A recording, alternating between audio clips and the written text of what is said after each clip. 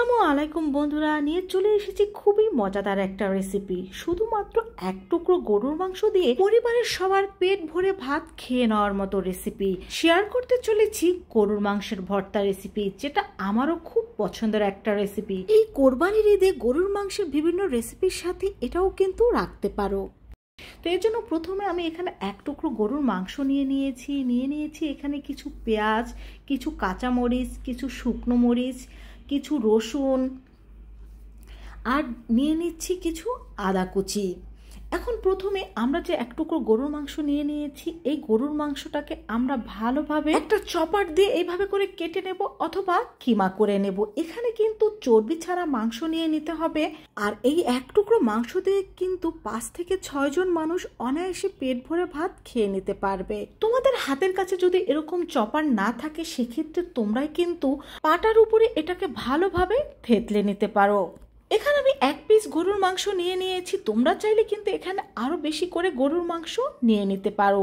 আর এছাড়া এখানে তোমরা খাসির মাংস ও মুরগির মাংস দিয়েও কিন্তু এই ভর্তাটা তৈরি করে নিতে পারো। এখন একটা প্যানের মধ্যে আমি কিমা করা বিফটা নিয়ে নিয়েছি এখানে কিছু রসুন, কিছু শুকনো মরিচ, আর কিছু কাঁচা মরিচ, আর এখানে নিয়ে নিচ্ছি কিছু পেঁয়াজ কুচি। এই পেঁয়াজটা কিন্তু আমি একটু মোটা করে কেটে নিয়েছি। দিয়ে দিচ্ছি কিছু স্লাইস করা আদা। যেহেতু আমরা ভর্তা তৈরি করব, তাই এখানে আমি সর্ষের তেলটা ব্যবহার করছি। তোমরা যদি সর্ষের তেল না খেতে চাও, সেক্ষেত্রে রেগুলার সয়াবিন তেলটাও ব্যবহার করতে পারো। তো দিয়ে দিলাম আমি স্বাদ মতো লবণ। এখানে আমি প্রায় 2 টেবিল চামচ পরিমাণ সরিষার তেল ব্যবহার করেছি। এখন এই তেলের মধ্যে এই সব উপকরণের সাথে গরুর মাংসটাকে আমি 5 থেকে 6 মিনিট ভালোভাবে ভেজে নেব। আর 5 থেকে 6 মিনিট ভেজে নেওয়ার পর এখানে আমি 1/4 কাপ পানি দিয়ে দিয়েছি। এখন একটা ঢাকনা দিয়ে ঢেকে পানিটা শুকানো পর্যন্ত আমরা অপেক্ষা করব। তো পানিটা কিন্তু এখানে আমাদের প্রায় শুকিয়ে গিয়েছে, সামান্য একটু পানি রয়ে গিয়েছে। এখন আর এটাকে আমি ঢাকনা দিয়ে ঢেকে দেব না। আমাদের গোশটা যেহেতু কিমা করা, গোশটা কিন্তু অলরেডি সিদ্ধ হয়ে গিয়েছে। এখন এটাকে আমরা এইভাবে করেই আরও 5 থেকে 6 মিনিট ভেজে নেব। এতে পানিটাও শুকিয়ে যাবে আর এটাও পারফেক্টভাবে ভেজে নেওয়া হবে।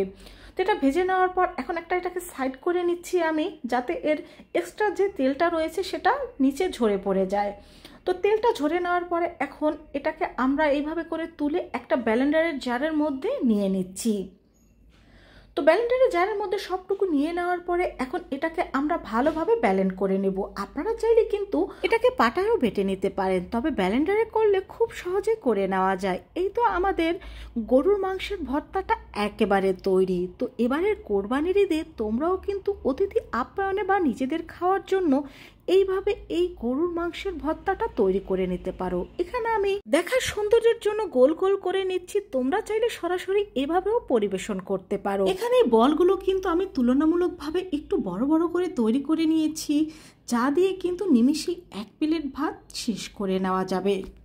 তো আশা করছি আমার এই মাংসের ভর্তার রেসিপিটি তোমাদের খুব ভালো লেগেছে। আল্লাহ হাফেজ।